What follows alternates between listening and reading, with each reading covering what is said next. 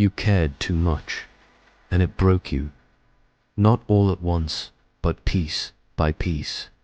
Like rain wearing away stone. Quiet, relentless, invisible. Until suddenly you looked at your reflection one day and didn't recognize the person staring back. Not because you changed, but because you were eroded. Because you kept giving and giving, and calling it love. You tied your peace to someone's smile, your self-worth to someone's attention. You handed out the keys to your mind like invitations, begging the world to love you back in the same language you gave it.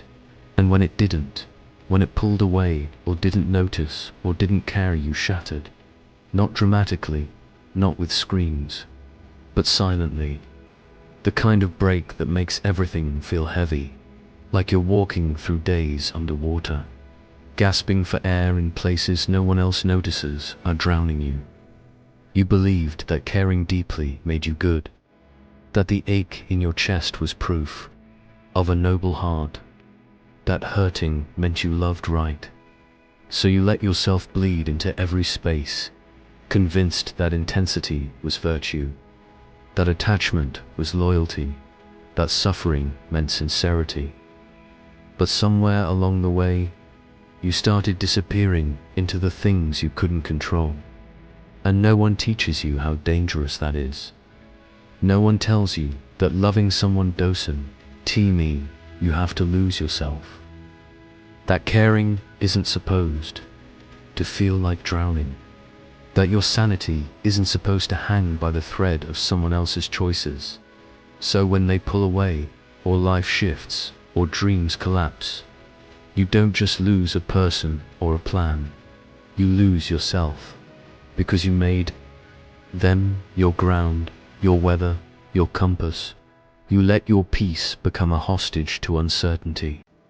And suddenly, you're at war with life itself, pleading with it to behave the way you need it to, just so you can breathe. You become a prisoner of everything you care about. That's the paradox.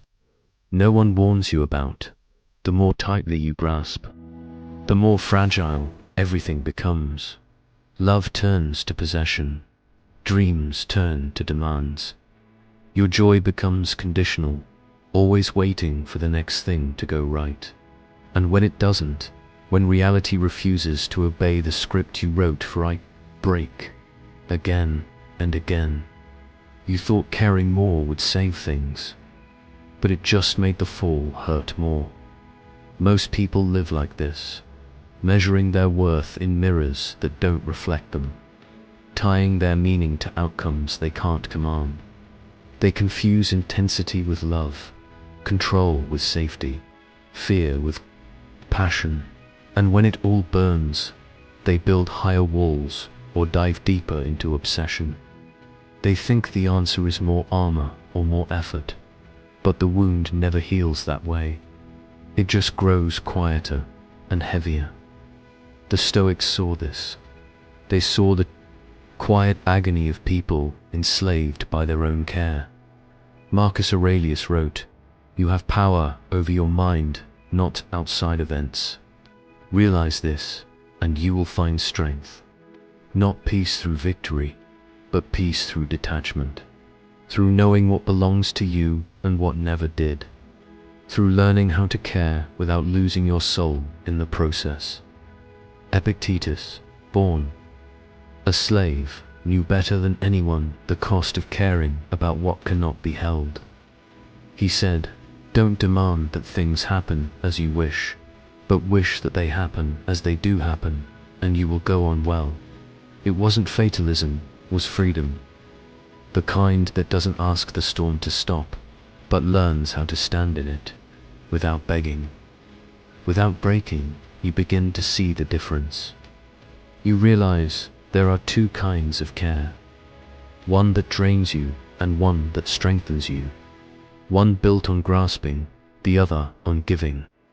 One that turns people into lifeboats and outcomes into lifelines. The other a quiet flame that burns steadily, needing nothing in return.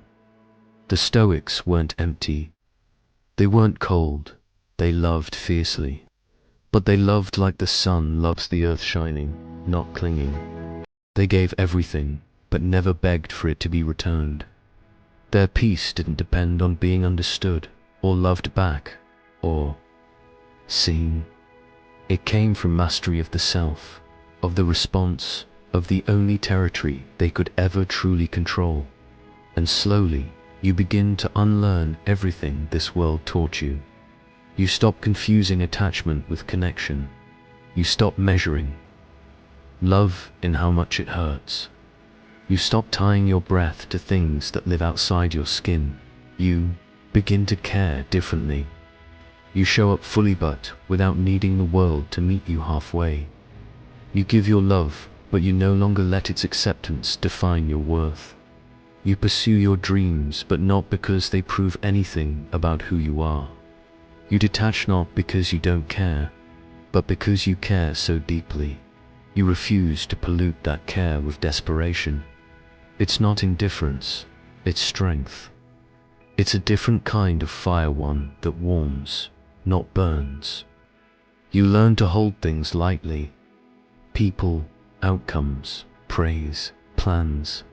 Not because they don't matter, but because your peace matters more. And peace is not passive, it's an act of rebellion in a world that profits from your restlessness. It's choosing to be rooted while everything around you sways. You feel the shift. You no longer need someone to stay for you to love them. You no longer need the path to be certain for you to walk it. You no longer collapse when things don't go your way, because your way is no longer so rigid. You've found something deeper than control. You've found presence. Seneca once wrote, "Every new tomorrow is a day to begin again." And now, you understand, each moment is a chance to let go without giving up, to start over without shame, to love again without needing it to last. You begin again not because you failed, but because that's what freedom looks like. Not holding on, but moving forward with your hands open. You stop fearing the waves. You become the ocean, and in that shift, something beautiful happens. You discover that when you no longer grip things in fear, you can finally touch them in truth. When you stop trying to own everything, you can finally experience it, fully, fiercely, briefly, and that becomes enough. You understand now that care is not meant to be a cage. It's meant to be an offering, not a demand, but a gift. And once given, it must be released like a bird, like a breath, like a prayer whispered into the wind. This is not emptiness. This is not loss. This is what it means to be full of your own life, anchored in your own being, steady in the face of whatever comes. So when the world pulls away, or the people change, or the dream ends, you don't collapse. You bow, you grieve, yes. You feel, yes. But you remain, because your care no longer costs you yourself. And that is how you finally win, by letting go. Not with bitterness, but with grace. By loving without needing. By walking away without rage. By remaining soft in a world that keeps trying to harden you. You care more now, not less.